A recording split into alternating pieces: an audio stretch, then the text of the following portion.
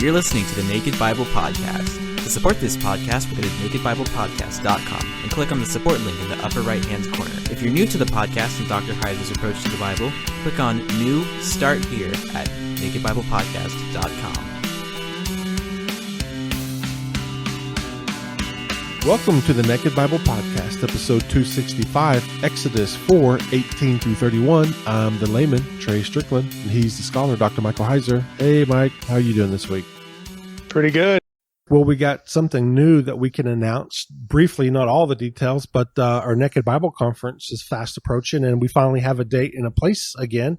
Yeah, October 12th, the same place as we had it last year in Dallas. Yeah, that place was good. It was. Mike, you can't believe it, but over 34 states were represented at their first annual conference, which is crazy. Hey, we're still in Exodus. Well, we're in Exodus 4, 18 through 31, and the whole thing isn't about, the bridegroom of blood incident. That's really only 3 verses in this section, verses 24 through 26. And we've already, based on, the last episode, we drifted over into this second half of chapter 4, so we've already touched on a few things in this section of verses 18 through 31, but our focus is going to be those specific verses, 24, 25, 26, today. But just, again, so that we're familiar with where we're at, I'm going to read the whole thing, the whole section. So starting in verse 18, we read, Moses went back to Jethro, his father-in-law, and said to him, now this is right after the burning bush story, or at least ostensibly. So Moses went back to Jethro, his father-in-law, and said to him, please let me go back to my brothers in Egypt to see whether they are still alive. And Jethro said to Moses, go in peace. And the Lord said to Moses in Midian, go back to Egypt, for all the men who were seeking your life are dead. So Moses took his wife and his sons and had them ride on a donkey and went back to the land of Egypt. And Moses took the staff of God in his hand. And the Lord said to Moses, when you go back to Egypt, see that you do before Pharaoh all the miracles that I have put in your power. But I will harden his heart so that he will not let the people go. Then you shall say to Pharaoh, thus says the Lord, Israel is my firstborn son. And I say to you, let my son go that he may serve me. If you refuse to let him go, behold, I will kill your firstborn son. Verse 24, this is, again, these next few verses are going to be our focus. At a lodging place on the way, the Lord met him and sought to put him to death. Then Zipporah took a flint and cut off her son's foreskin and touched Moses' feet with it and said, surely you are a bridegroom of blood to me. So he let him alone. It was then that she said, a bridegroom of blood, because of the circumcision. Back to verse 27. Then the Lord said to Aaron, go into the wilderness to meet Moses. So he went and met him at the mountain of God and kissed him. And Moses told Aaron all the words of the Lord with which he had sent him to speak, and all the signs that he had commanded him to do. Then Moses and Aaron went and gathered all the elders of the people of Israel. Aaron spoke all the words that the Lord had spoken to Moses and did the signs in the sight of the people.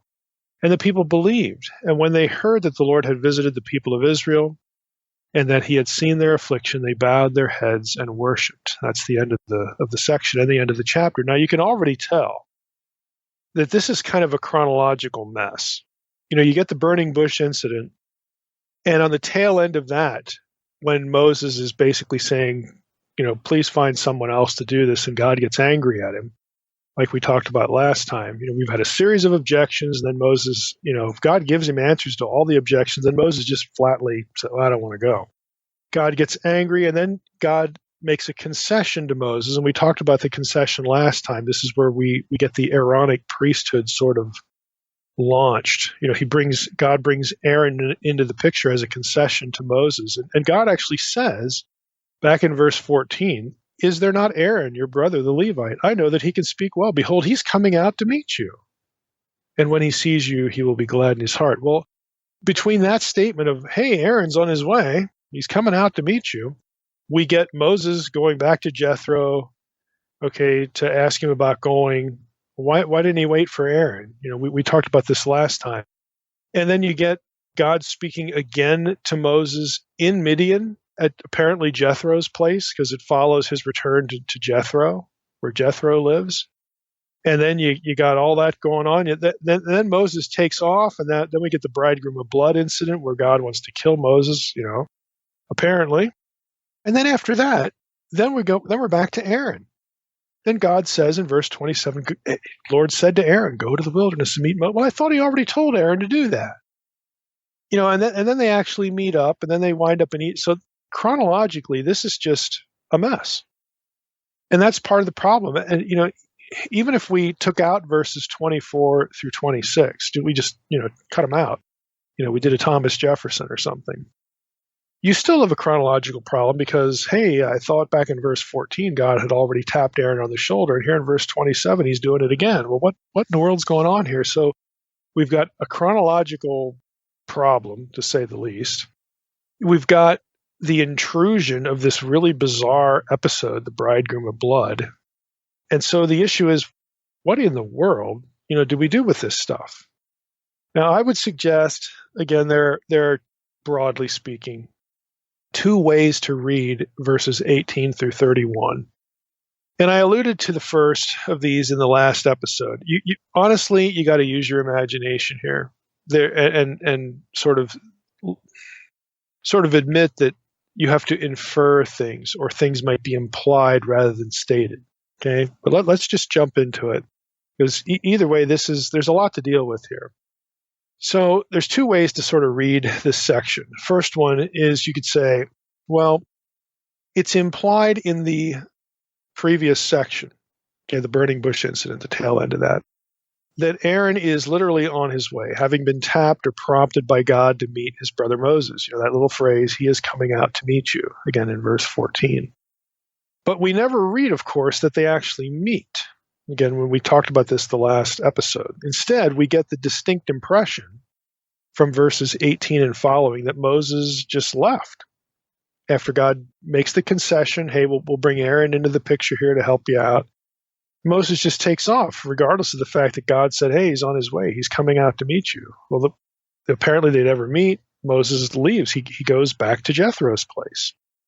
Now, we know that Jethro's place, where he lived, was not at the mountain of God because of Exodus 3:1, which we spent, 4 weeks on? Okay, now Moses was keeping the flock of his father-in-law Jethro, the priest of Midian, and he led his flock to the west side of the wilderness and came to Horeb, the mountain of God. So Jethro doesn't live at the mountain. It's not like the movie The Ten Commandments where, the mountain's a few hundred yards away or something. Okay, that's not the impression you get. So Moses goes back to Jethro's place. But then in verse 27, we see that Aaron meets Moses at the mountain of God. Apparently, again, we're just suggesting one way to look at this. Apparently, Moses went back to Sinai after returning to Jethro. But that raises two questions. Was it okay for Moses to leave Sinai at the end of the burning bush episode and go back to Jethro and then return to Sinai? We aren't told. We aren't told if God was good with that or not. But we could presume that it was okay because Aaron, for all we know, is back in Egypt. I mean, he's still back in Egypt. It would take a while for Aaron to get to Sinai. The second question it raises is, did God anticipate Moses' rebellion and call Aaron earlier? So Aaron is basically right around the corner, ready to meet Moses, and then Moses takes off. We aren't told that either. And again, I'll just throw in a third question here. Did Moses return to Sinai with his tail between his legs in fear? Like he leaves when he's not supposed to. Then he talks to Jethro, and God taps him on. God meets him again. God speaks to him again. Okay, and then Moses. Okay, I got to go back to Sinai. I'm in trouble. Does he go back fearfully? Is that how we're supposed to read this? If so, was the threat of verses 24 through 26 when God's ready to kill him, is that directly related to Moses leaving, or is that related to something else? So we've got a number of questions here before we even get to the bizarre 3 verses that we're going to focus on, because we have a non-chronological thing going on in Exodus 4 that's really related again to the burning bush episode. Stuff that happens earlier, in Well, earlier in chapter 3 and chapter 4, but mostly chapter 4, because that's where you get the conversation between God and Moses, where Moses just basically says, I don't want to go, and then God makes the concession with Aaron. Now, there's another way to read this, okay? Here's the second way to sort of approach it. The other way to read this is that verses 24 through 26 are simply an intrusion. They're a literary intrusion. They have nothing to do with the chronology. It's placed there because the author isn't concerned with the chronology of things, but with telegraphing some other point. Yeah, that's possible. We're going to encounter other places in Exodus that are clearly not chronological, even though they, we tend to think that as we're reading through a book, everything that's happening is chronological. But there are going to be some places where it's absolutely clear. For instance, we're going to hit one place where they put Aaron's rod before the testimony, and the testimony is a term that's related to the Ark of the Covenant. But that's in a chapter before the Ark of the Covenant's even created. It's not even made yet. So it's very obviously not chronological. So we're going to hit stuff like that in Exodus. So this is a possibility that verses 24 to 26 are just sort of dropped in there for some other reason other than the chronology. And in so doing, it kind of messes up the chronology for us. But let's be honest, even without those verses, there's stuff that messes up the chronology. Now, if this is the case, that verses 24 through 26 are just sort of dropped in there, that would mean that the meeting of verses 27 through 31 could actually follow verse 17. In other words, God sent Aaron to meet Moses at Sinai, suggesting Moses stayed there a while before going back to Jethro's place. We can imagine that happening. We can imagine verses 27 through 31 happening at Sinai before Moses goes back to Jethro in verse 18. If the sections of the chapter are loosed from being a strict chronology, then we can move them around. We can play with them a little bit. Again, that might be a way to approach this. But that creates a problem too. If this is the case, when does Moses actually meet Jethro to ask for permission, verse 18, to go to Egypt as the Lord commanded? And why would God have to speak to Moses again in Midian, reiterating the conversation about going to Egypt that had taken place at Sinai? In other words, if we move the meeting with Aaron, verses 27 to 31, up to happen right after the burning bush, then that should have been a settled matter. And then maybe that looks good preceding verse 18, but when you get into verse 18, the conversation that happens there that messes with our mind too. That just doesn't seem to work either. Again, we just got a lot of problems here. There's a lot that, again, you have to sort of imagine and infer. And I'm going to do that as we proceed. I'm going to basically say how I would approach this. But on the surface, this is not a simple section. You might think it's a simple section. You might think the only thing that really needs any thought here are verses 24 through 26, the bridegroom of blood weirdness. But that's not the case. There's a lot of things going on here that just don't, on the surface, make sense. When you start looking at it, and if you made a play of this, if you were going to reenact it, how in the world would you do it? You'd run into all sorts of problems. So, what do we do with this? Now, I'll throw one more in. When you get to verse 20, that has Moses taking his sons, plural, and Zipporah when he starts on the trip to Egypt. But Exodus 18, verse 2, notes that at some point Moses had sent Zipporah back home to Midian. I'll just read you Exodus 18:2. Now, Jethro, Moses' father-in-law, had taken Zipporah, Moses' wife, after he had sent her home. Again, when did he send her home? Does that have any relationship to verse 24, which is the beginning of the bridegroom of blood incident? Would that suggest that the bridegroom of blood incident occurs on the way to Egypt, and then on the way, Zipporah and at least one son are in the scene, but then, maybe they get sent back later? Do they ever actually get to Egypt? Again, we don't know. How in the world, are we going to explain all of that, then throw in the meeting with Aaron? Again, I'm trying to convey the sense that there's a lot that's confusing here. The chronology of events is really convoluted and problematic. It's hard to know if the parts of chapter 4 intend to give us any chronology or not. Again, it's another, critical scholars look at this kind of stuff and say, well, look, the reason this is a mess is because you have different sources. You have different source accounts that were stitched together by an editor. The whole JEDP thing, it's editing on steroids, okay? So again, it's hard to know, how these parts of chapter 4 relate to each other. It's also impossible to know why Zipporah was sent back and precisely when. The text isn't really clear on any of those details. We have to imagine events or the purpose of the placement of verses 24 through 26 and go from there. Now, here's what I would propose.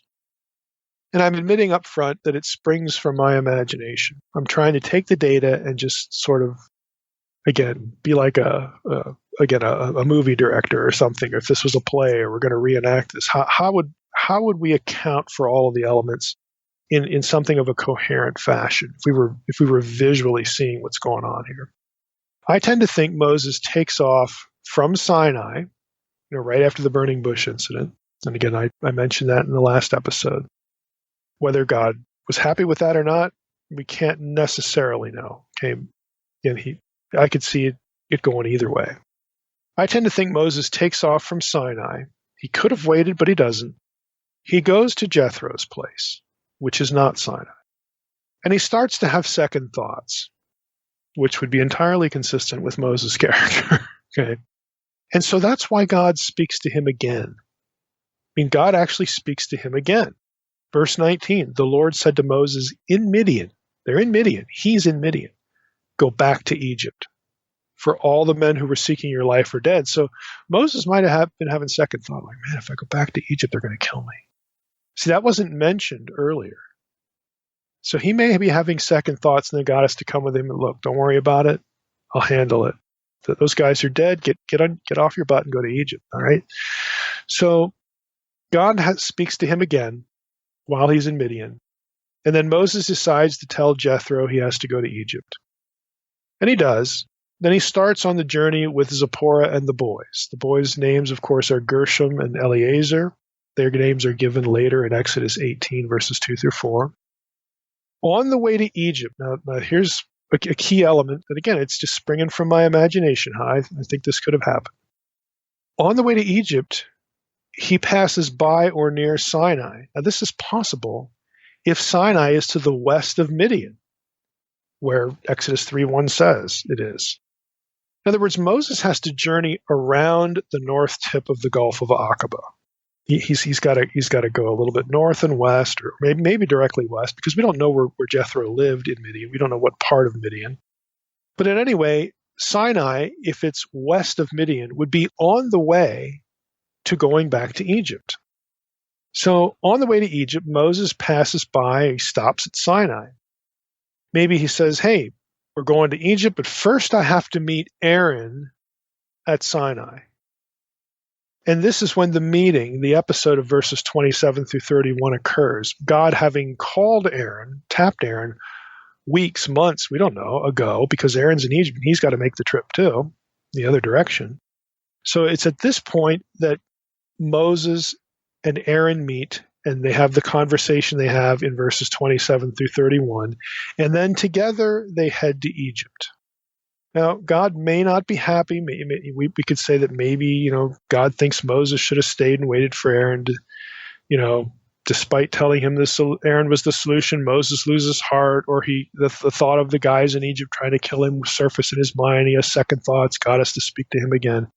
All that's still up in the air, but at least we have a way to make sense of where Moses is and where he goes, his movements. He finally gets to Aaron at Sinai, okay, at the mountain of God, because you look at verse 27, the Lord said to Aaron, go to the wilderness and meet Moses. So he went and met him at the mountain of God. So they finally connect at Sinai, and then they go to Egypt. So that's how I would sort of reconstruct in my mind what's going on here to create a chronology out of this mess. To have it make sense, you have to infer some things. And I think that's legitimate. I mean, you got to do that in a lot of places, especially in narrative in the Old Testament. There's nothing that I just said that can't work with the text. I can't say that all of that is spelled out in the text, because it's not. If it was, we wouldn't even be having the discussion. But nothing I just gave you there violates any point of the text. And so this is what we're trying to do, just trying to make sense out of it.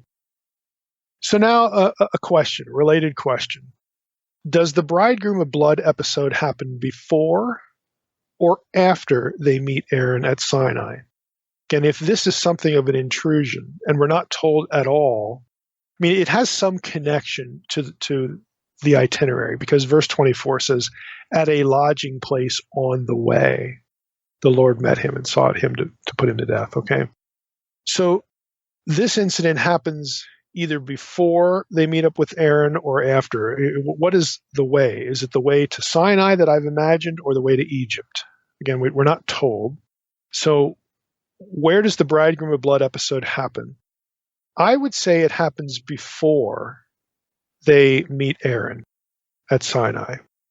And I'm just going to say that my reasons for thinking that will become evident as we proceed here. I'm just going to telegraph it up front, so it's lurking, in the back of your mind here. I think that the bridegroom of blood episode happens before they meet up with Aaron at Sinai, and then from Sinai they go to Egypt. The only thing that might throw this off is verse 27's wording. The Lord said to Moses. Now Moses should have already known what the Lord said about going to meet Aaron. He should have already known that. I mean, God has mentioned it before, but maybe the point is that, hey, Moses, God's speaking to Moses, hey, we're good now. Okay, I'm not angry. I'm not going to kill you. Zipporah has taken care of the problem that was prompting me to think about killing you. So keep going to Sinai, hook up with Aaron, and then get to Egypt. Again, I still have to infer that. In other words, God says, we're good now and the plan is still on. Now, having said all that, I really don't think that the bridegroom of blood incident, verses 24 through 26, is actually about Moses' continued second guessing or faint-heartedness. I think it's about another problem with Moses. And I think that for a simple reason. Whatever the problem is, it's taken care of by a circumcision. That would really have nothing to do with Moses leaving Sinai or needing a pep talk from God. A circumcision doesn't fix those things. There's something going on in verses 24 through 26 that is an altogether different problem involving Moses. And that problem is taken care of by Zipporah's quick action in circumcising, performing the circumcision.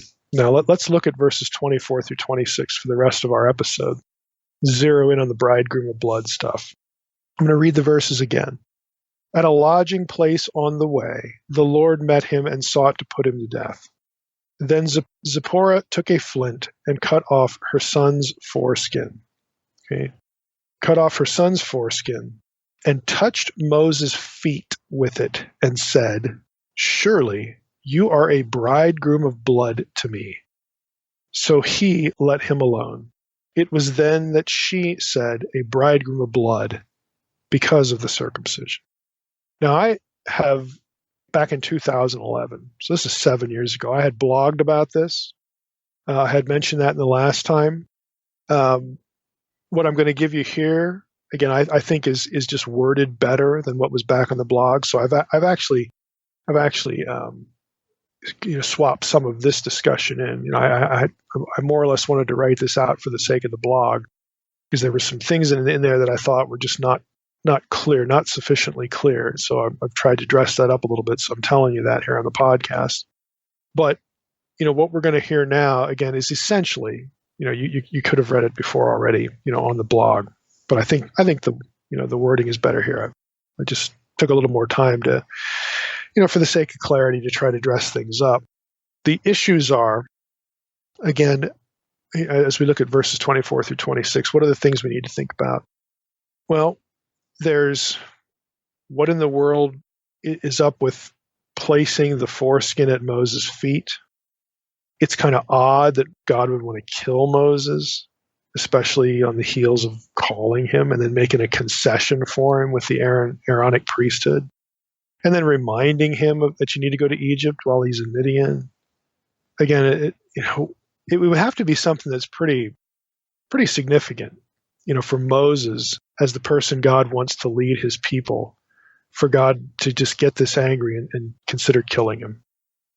The other issue is that, as we're going to see, there are certain ambiguities in these three verses in the text, specifically what certain verbs refer to and who the actors are precisely in the scene. Because I can tell you right now, the ESV has made, and every translation does this, this isn't a slap on the ESV. The ESV translator has inserted names and nouns in places in verses 24 through 26 where in the Hebrew text there are only pronouns, he and his and him. Okay, the translator has done that to try to make the content of these verses comprehensible. But we need to talk about that because knowing that certain things are ambiguous in the Hebrew text, like what does the pronoun refer to when it says his or him? Is it Moses' son or Moses? Again, which they're both masculine. So which one does the masculine pronoun refer to? You have to make an educated or an interpretive guess. You have to land somewhere in interpretation, and the translation, of course, is going to land somewhere to try to steer us through.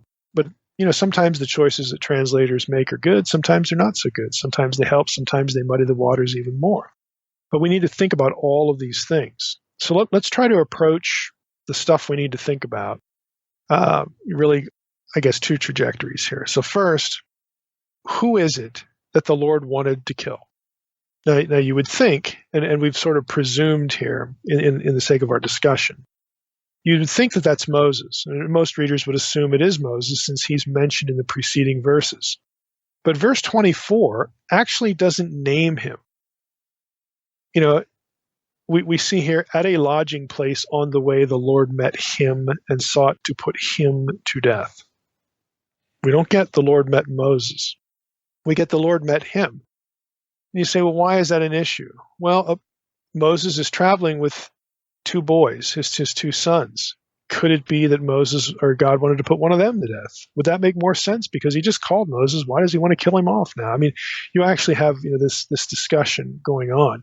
And since it's one of the boys' foreskins that is removed through circumcision, in other words, since the solution of the episode is the circumcision of one of the boys, maybe it's one of the boys that God wants to kill because he's uncircumcised.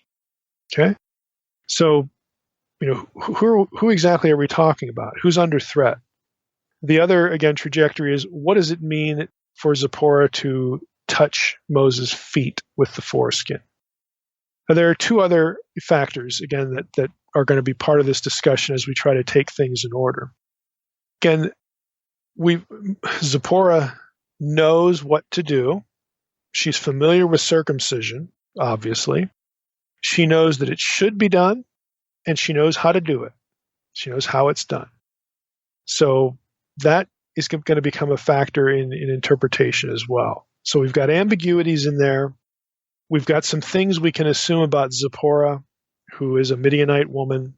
Again, and think of the Kenites. The Kenites should be familiar with the worship of Yahweh. And part of the worship of Yahweh, whether they're the quote unquote, forgotten or lesser line, the non-elect line from Abraham, they still know about circumcision. Okay, so there's something going on there. Zipporah knows it's important. She knows what to do. She knows how to solve the problem. She knows what the problem is, and she takes care of business. And the way she takes care of business is circumcising her son. So we've got that much. Is the son the one under the threat? What about this touching the feet thing? Again, that's what we've, as we proceed, those are the questions we need to answer. So let's take things in order. With whom was God angry and why? Now, I would say it seems best to conclude that God is angry with Moses and not his son Gershom. Since Moses is the major character in the wider context, and Gershom is known only from Exodus 2:22 at this point, he has nothing to do with the story. So despite the fact that it's the circumcision of the child that fixes the problem, or is it? Okay, or is it? Is God's anger pacified just by circumcising the boy, or is more needed? Again, we'll get back to that point. But if there's more needed, then it's not we can't necessarily conclude that just because the boy is circumcised that he's the problem. So I think that Moses is the one under threat here. That just makes more sense. Scholars have noted that Moses is the center of Yahweh's attention everywhere else in the story, even in the digressions about Aaron. It's still really about Moses and how to deal with his resistance, his unbelief, his uncertainty, his, really in some, I think you could call it rebellion in some sense as well. So that much seems clear. I mean, it's a better option. But of course, that the question of why God is angry with him is still on the table. So I would say the answer to that question has to be inferred from two considerations. One, the Israelites born in Egypt had been circumcised. Okay, although this might still be a problem. They were circumcised, according to what God had passed on or told Abraham to do. We know from Joshua 5, verses 2 through 9. I'm just going to read you that section because it's going to become relevant here. We read, again, this is Joshua. This is about, they're getting ready to go into the promised land. So it's much later. At that time, the Lord said to Joshua, make flint knives and circumcise the sons of Israel a second time. A second? How can you be circumcised a second time? That's interesting, isn't it? So Joshua made flint knives and circumcised the sons of Israel at Gibeath ha-Aralot. And this is the reason why Joshua circumcised them. All the males of the people who came out of Egypt, all the men of war had died in the wilderness on the way after they had come out of Egypt. Okay, so you've got kids, growing up, and apparently you could say, well, okay, they weren't circumcised yet. Why the second time? Verse 5, though all the people who came out of Egypt, okay, so verse 4 is about the kids that were born during the wilderness wanderings and all that, they need to be circumcised, okay, the boys, the men. But verse 5 harkens back to the previous generation. Though all the people who came out had been circumcised, yet all the people who were born on the way in the wilderness after they had come out of Egypt had not been circumcised. So verse 5, the first part of it says, the people who came out, had come out of Egypt, they had been circumcised. So they're doing circumcision in Egypt, okay, or, before this point. It's the ones afterwards that have not. But then what in the world is this second time thing going on? It's just really odd. Verse 7, so it was their children whom he raised up in their place that Joshua circumcised, for they were uncircumcised because they had not been circumcised on the way. So verse 8, they circumcised the whole nation. When that was finished, they remained in their places in the camp till they were healed. And then, of course, the conquest is going to start. So, what's up with this? How does it inform the issue with Moses? Why is God angry at him? And again, this has to be inferred from two considerations. The Israelites born in Egypt had been circumcised, apparently according to, the covenant with Abraham. That's why they were doing it. And two, we have to consider the circumstances of Moses' birth and childhood again. Now, let's just jump in. With respect to the first of these items, it may be that the Israelites in Egypt practiced Egyptian circumcision. Okay, Israelites are in Egypt. What we just read in Joshua says they were circumcising down in Egypt. Maybe this Joshua doing the circumcision a second time, maybe this refers to the fact that, or to the possibility that, the circumcision they were doing in Egypt was not correct. Egyptian circumcision, which by the way refers to a method, not anything religious, like circumcision wasn't being done in honor to some foreign god, okay? Egyptian circumcision refers to a method, and it's possible Moses and other Israelite men were not properly circumcised. The second time in Joshua 5:2 might be an indication of this, that, yep, they were, but we got to do it again because it wasn't done right. Having fled from Egypt, God may have expected Moses to correct this before returning to Egypt. Because Moses is the representative now of Israel. He is the leader of Israel, whether he wants to be or not, he is. Aaron's going to again take up the slack, obviously. But Moses is the key figure here, and God might be angry with him because he has been circumcised incorrectly and never took care of the problem. Now, that's an argument from silence, but any other explanation is as well. So this is what we're dealing with here. Let me just rabbit trail a little bit about the circumcision thing in Egypt. Archaeologists and Egyptologists know that circumcision was practiced in Egypt by the Egyptians. However, Egyptian circumcision did not remove the foreskin. That's how it's possible you could be circumcised again, all right, if it wasn't done properly. Egyptian circumcision did not remove the foreskin. Rather, the foreskin was just split. It was left there, but it was split. For this reason, any Israelite born in Egypt who happened to be circumcised in this way had not been circumcised in a manner acceptable to God's covenant. Those who take this trajectory as an explanation for God's anger would suggest that Egyptian circumcision is what's hinted at in Joshua 5:2, again about the second time, but also Joshua 5:9, which reads, "And the Lord said to Joshua, Today I have rolled away the reproach from Egypt from you." The reproach from Egypt might be they're bonded in slavery because they're going to go into the land now and have their own land. I get that. But there are some who say that the issue with circumcising them the second time is correcting this Egyptian method. And maybe that is the reproach of Egypt. We're fixing that problem now by having everybody, both the men who came out of Egypt that are still around, and then the second generation that was born on the way in the wilderness wanderings. They're both circumcised properly now, both groups. So maybe that's what the reproach of Egypt refers to. Again, it's possible. So again, given this set of circumstances, the ceremony in Joshua 5 would be a second circumcision for some and a first circumcision for the males born in the wilderness wanderings. And Joshua 5:2 is really what this view hangs on, this reference to the second time. So that's one way to look at this. Since other Israelite males were circumcised prior to the conquest, again, prior to Joshua 5:2-9 at Gilgal, and some a second time, it is reasonable to assume, again, since they had to do this, since they had to fix this, first generation and second generation, it's reasonable to assume that Moses had never been circumcised, or that he was circumcised according to Egyptian custom. The narrative of Moses' birth and childhood never states that his parents, like his Israelite parents, had him circumcised. Had the boy been marked by Hebrew circumcision, maybe his life would have been in danger in Pharaoh's household. Who knows? We can only speculate whether Pharaoh's daughter had him circumcised in the Egyptian manner after he entered her household.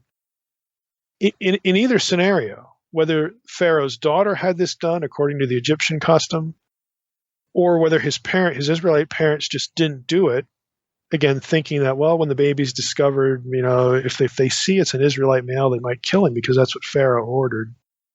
Okay, either scenario means that Moses did not bear the covenant sign, and that is why God is angry. Now, in his Exodus commentary, this is in the Word Biblical Commentary series, Durham notes this material. This is his discussion over all this. So it's not just Mike here, okay? Durham is going to he's going to cite an article by Jack Sasson. It's Sasson. So here we go. The quote is this: Sasson has pointed out convincingly that Egyptian circumcision was not only performed on adults, but was, by comparison with Hebrew circumcision, merely a partial circumcision. Indeed, he contends that circumcision may well have come to Egypt from North Syria, where it was practiced early in the 3rd millennium BC.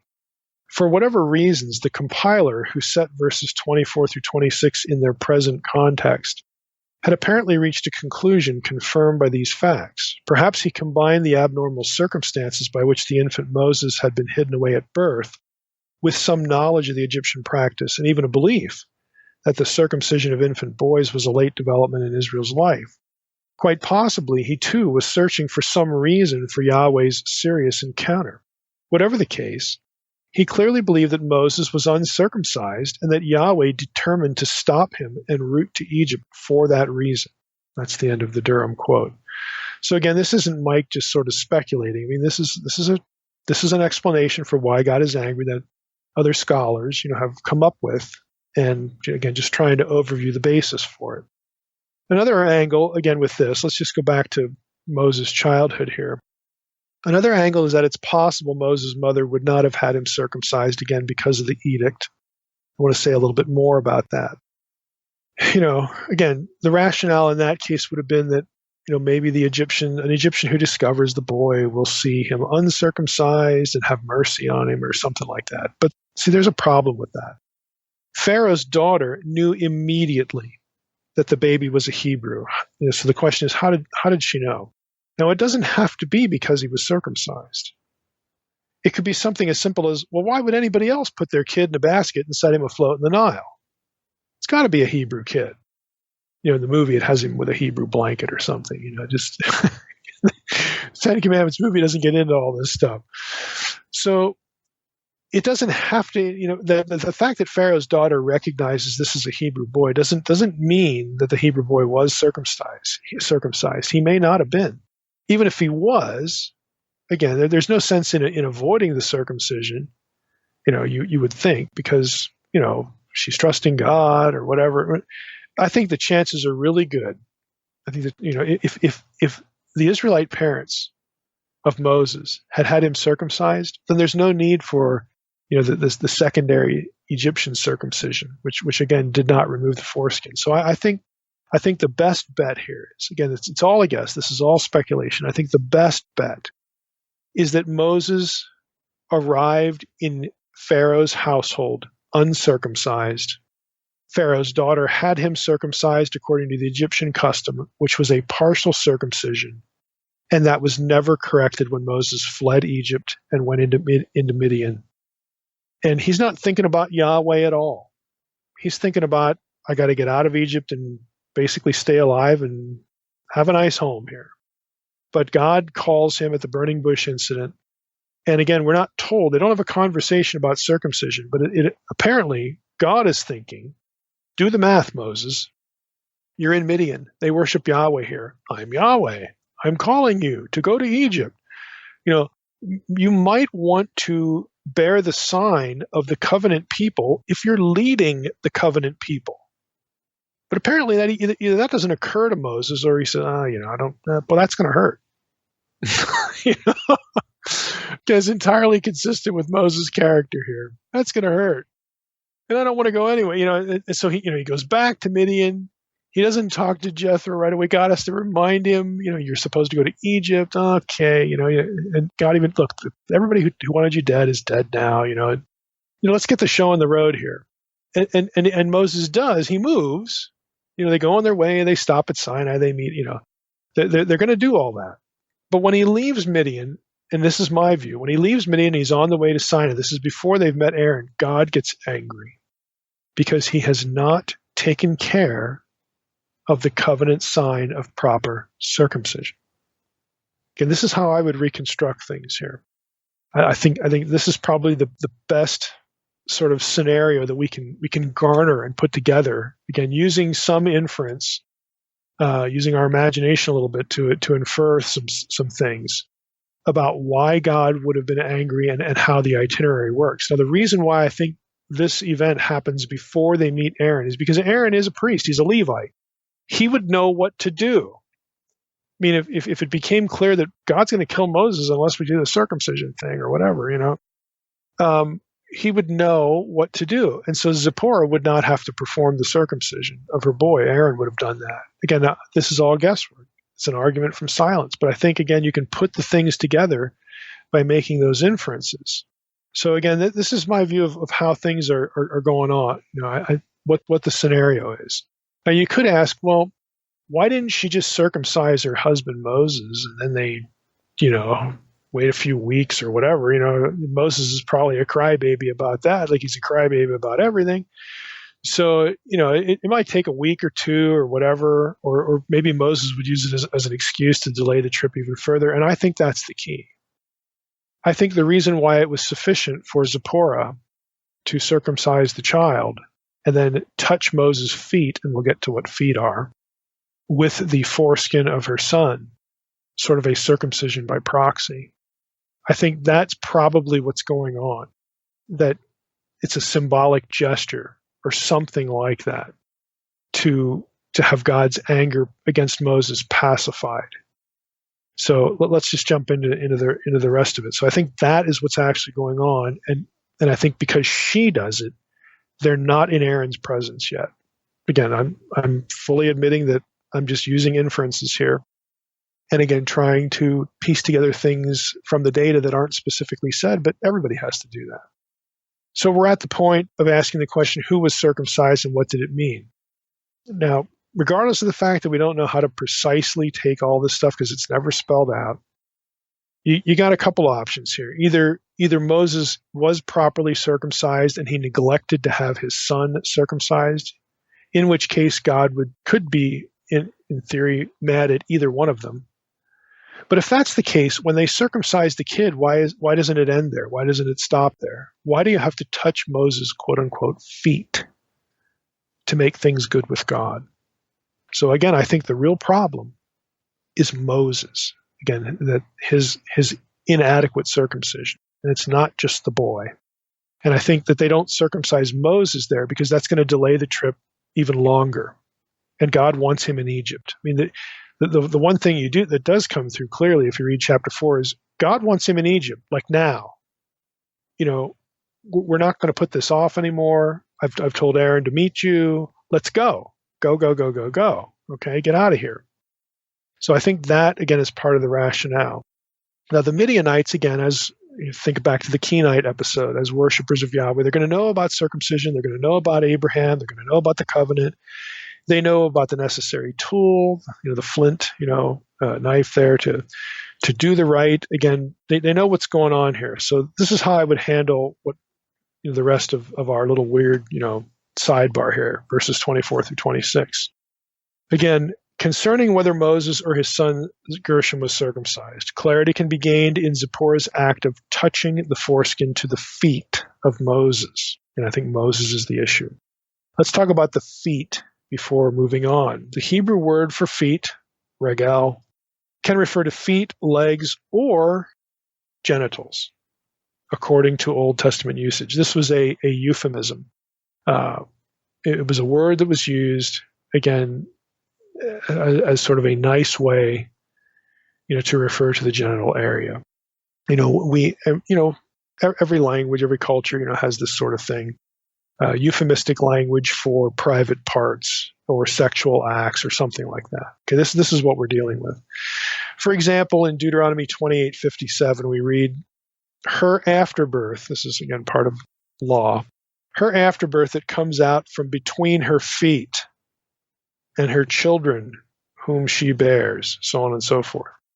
Well, the afterbirth doesn't really come out between your feet. I mean, the legs are apart. And, I was there at the birth of my kid, and the afterbirth, the feet were there too. Look, the whole point is that the afterbirth comes out of the genital area, of a woman. Go to Ezekiel 16:25. I think it's even clearer. This is the somewhat pornographic passage that we covered back in our series on Ezekiel, where the language is really graphic. Sexual language is really graphic there.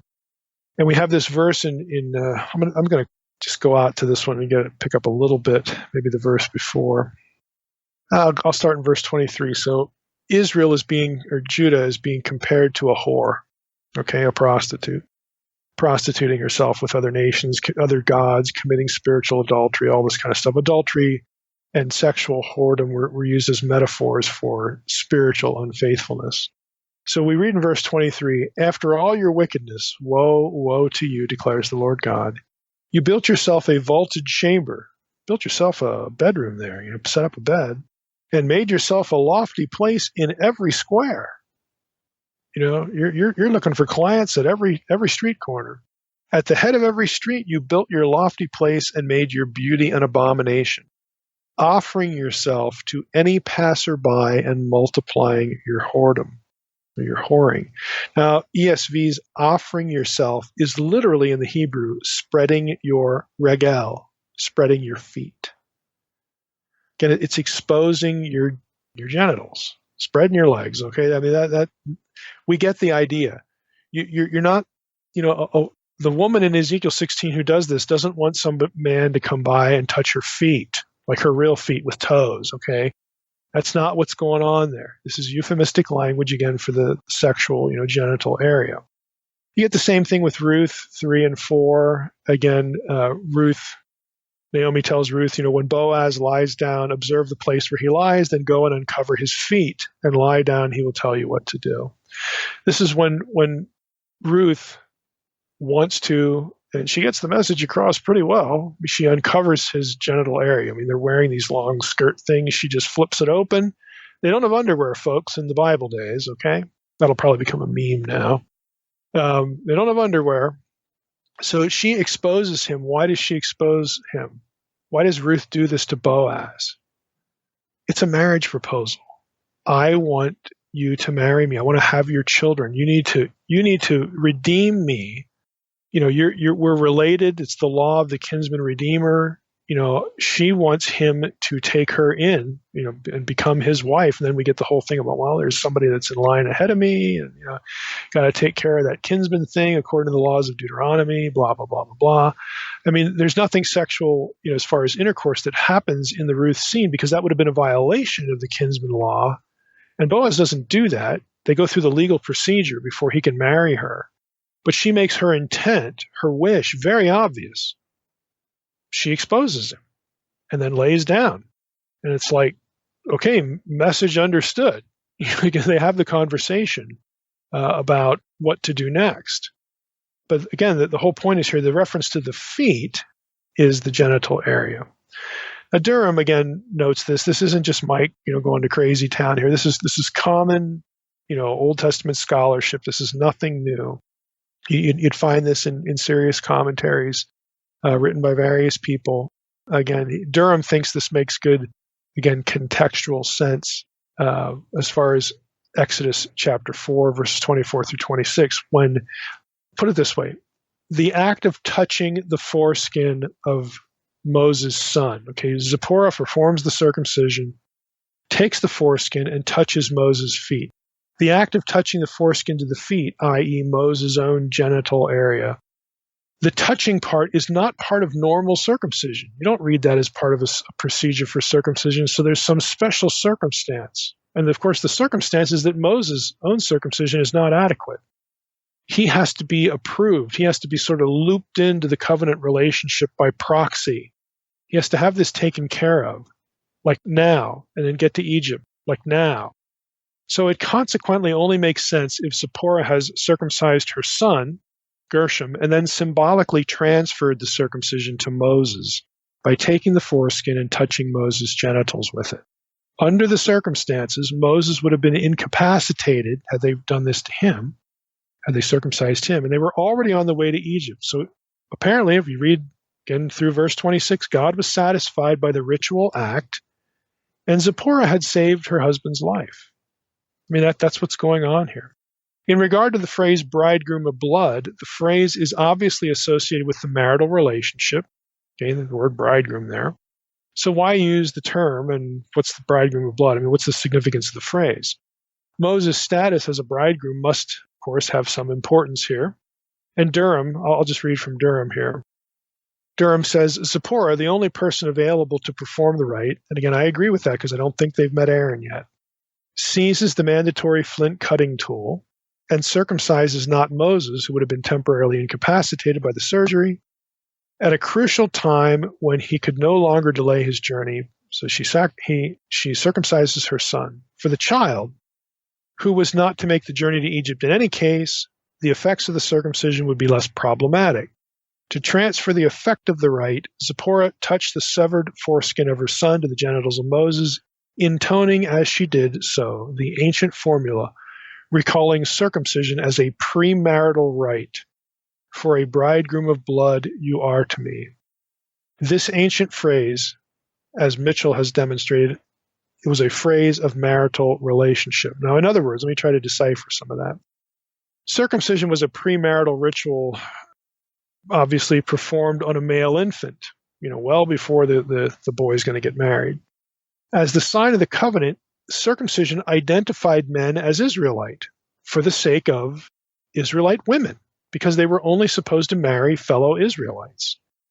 So when you got your man there, it's your honeymoon night, okay, the fact that he's circumcised is important because then you're marrying within the covenant bounds. This is why circumcision is, one of its meanings is, again, has to do with marriage. That the marriage is legit. Okay, it's within, again, the Israelite community. So it ensured that the married couple were both Israelites and there was no forbidden intermarriage taking place. We have to assume that Zipporah had learned and embraced the idea that the God of the mountain she knew by virtue of her proximity to it in Midian anyway. They had heard of Yahweh and they knew where the mountain was. It's not next door, but they know where it is. That this was the God of the Israelites, okay, the God of Abraham, Isaac, and Moses, Abraham, Isaac, and Jacob. And he was the true God. So Zipporah apparently knows that, believes it. This is particularly coherent if the Kenite connection involves the worship of Yahweh, which again we talked about at length. Zipporah's marriage to Moses linked her to the Israelite people. Okay, she's marrying Moses now, and their covenant relationship to Yahweh. Under normal circumstances, her husband would have been a circumcised Israelite man, but that apparently isn't what's going on here between the two of them. This ritual of circumcision by proxy made Moses her bridegroom of blood. It legitimized him as an Israelite man that she could marry and be secure in marrying within a covenant relationship with Yahweh. And so part of the ritual act of touching the foreskin of Gershom to Moses' genital area atoned for this oversight. And again, Zipporah saves Moses. And here's the kicker. We'll end with this. A little bit of a kicker here. Zipporah saves his life. How? By performing a priestly act. That's interesting in and of itself because she's a woman. Right? A woman plays the role of a priest in this scene. And God accepts that. And the circumstances are unusual, but there it is. And this is why I think the incident occurred again before Moses linked up with Aaron. Had Aaron been there, he's a Levite, he likely would have done this, and there you go. Now, without getting into the whole, women in ministry issue, which if you're unfamiliar with me or my podcast or the blog, I don't know how many years ago it was, probably 5-6 years ago as well. I went through a blog series with my friend John Hobbins, who is we met in the doctoral program at Wisconsin. John is a Methodist pastor, and his wife is also a pastor at the same church. So John proposed to me one day, hey, let's you and I blog back and forth about the women in ministry issue. And I said to him, and we put it in the blog series. I said, okay, your mission here is to make me care. And the reason I said that is because I can argue both sides of this really well, and that alone tells me that, again, if you can argue both sides really well, and ultimately you get down to things like the non-use of accents in capital uncial script in Greek manuscripts. I'm not kidding. It gets that granular, to decide, this whole issue. So to me, this is something that, look, you'd have to be omniscient to know for sure where to land on this. And so to me, this is a conscience issue, which is why I said, just make me care.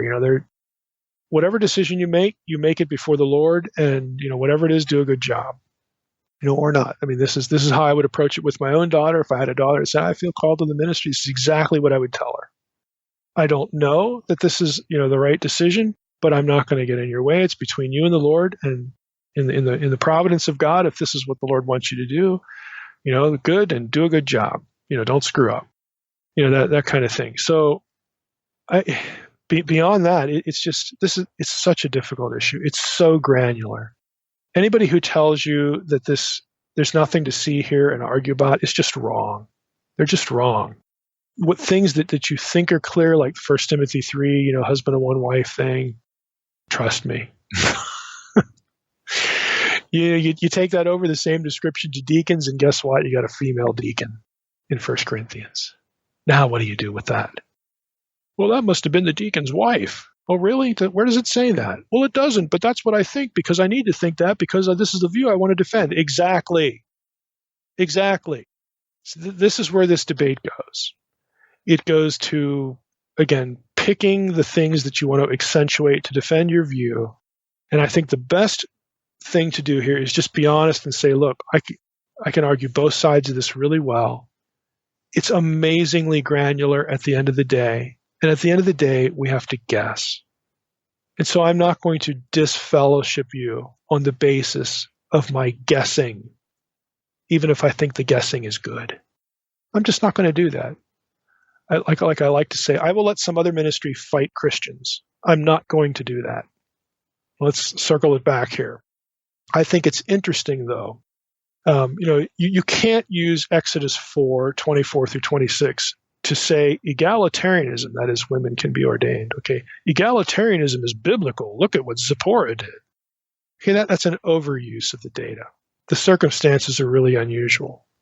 But on the other side, the complementarian side, which says women cannot be ordained, okay, they should not be in ministry, that side routinely neglects things like this. Okay, where God himself is good with a woman performing a priestly function. It's just there in the text. Now, it doesn't mean that their view is overturned either. You have to be able to say this is a proof of one thing to overturn the other. It becomes a little piece, a little cog, a little, just one of many items in this whole discussion, the women in ministry discussion. So, I mean, you could go look at the website. Hobbins is spelled Hobbins. You'll find it if you put drmsh.com and Hobbins and women in ministry or something like that in there. You're going to find our little back and forth. It was fun. I think it was entertaining and useful for some people. But to me, there's built-in ambiguity to the whole issue. It's very difficult. So I think extreme forms of complementarianism ought to at least take note of what's going on here in Exodus 4:24 through 26. Zipporah does what she does. It's a priestly role, and God is good with it. But that's about all you can say. You can't really build a view on that or overturn somebody else's view. We have to be honest with the limitations of the data, and just be good with that. So again, I'll let some other ministry beat up Christians on either side, from either side or against either. I'll let them do that, but I'm just not going to do that.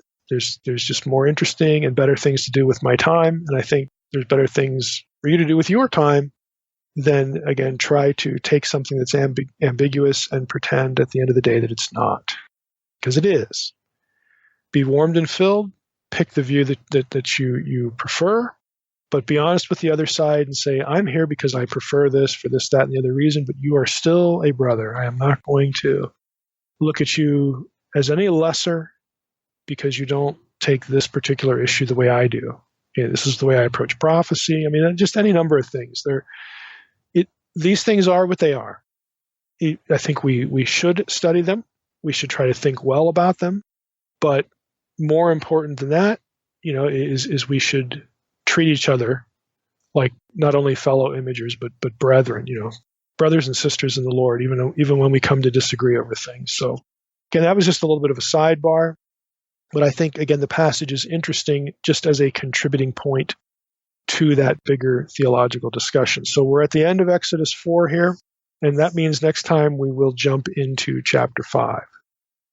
All right, Mike. Well, we'll take your educated guess over most, so it works for us. That's what it is. What it is. We'll take it. And again, my whole deal is it's okay to not know. You don't have to know every single little thing, and that's okay. I don't know. This is going to be an illustration totally lost on most people, but here's what it makes me think of. If you're listening out there and you've ever seen the movie In Search of Bobby Fischer, there's a scene in there where the guy is taking his son, who's this chess prodigy, to a chess club, to eventually, I guess, make him a grandmaster or something like this. And there's this scene where there's this guy comes up to the instructor. He interrupts a conversation between the instructor and the kid. And he's like trembling with excitement. And I captured a pawn. And that was it. It's like it took him weeks, against these fellow, players who are just at this elevated level. Like he got a pawn. Okay. That's what this reminds me of. These sorts of discussions where they're they're difficult. And to think that you've accomplished something, by capturing the pawn, you really haven't. There's a whole lot more to the game, than just this one pawn. So I always think about that kind of obsession, that obsessiveness You're so dedicated. You've got to find the answer to this thing, the authorship of the book of Hebrews. That's kind of an academic joke now for people who sort of lose their minds and maybe their careers. They get obsessed with these questions like who wrote the book of Hebrews. And at the end of the day, I'm sorry, but you just can't know. There's no way to know for sure. So take all that energy and that skill and that training and put it into maybe things that you can know better, or ministry. Just let it go. Let it be what it is. I love chess references. My son, last year, he was 8, and we entered a chess tournament for the first time ever, and he beat a local high school chess member in 4 moves. So that was a very proud moment for me. There you go. I taught him chess. I love chess, so I taught him to play since he was 5. And I mean, he's not, a grandmaster, don't get me wrong, but hey, to beat a high school kid as an 8-year-old in your first tournament in 4 moves, it was a very proud father moment for me. So I'll take it. And I'm sure that did something for his self-esteem too. Yeah, it was awesome. Bobby Fischer, love those references. There you go. There you go. All right, Mike. So these kinds of obsessions, I always think of that guy. Do you play chess? Do you play chess? I mean, I know how to play, but I haven't played in years. I'm not a chess player, of any. I can't assign any meaning to that, to the statement that I play chess. Yeah. Well, I know how to move the pieces. Well, we need to play sometime. That'd be fun. All right. Yeah. All right, Mike. Well, we're looking forward to chapter 5 and maybe 6 as well. We might get in. It just depends. We're going to get into the Pharaoh's hard heart stuff, so that might take us, across a couple chapters, but we'll see. All right, sounds good. All right, Mike. Looking forward to it. Just want to thank everybody for listening to the Naked Bible Podcast. God bless. Thanks for listening to the Naked Bible Podcast. To support this podcast, visit www.nakedbibleblog.com.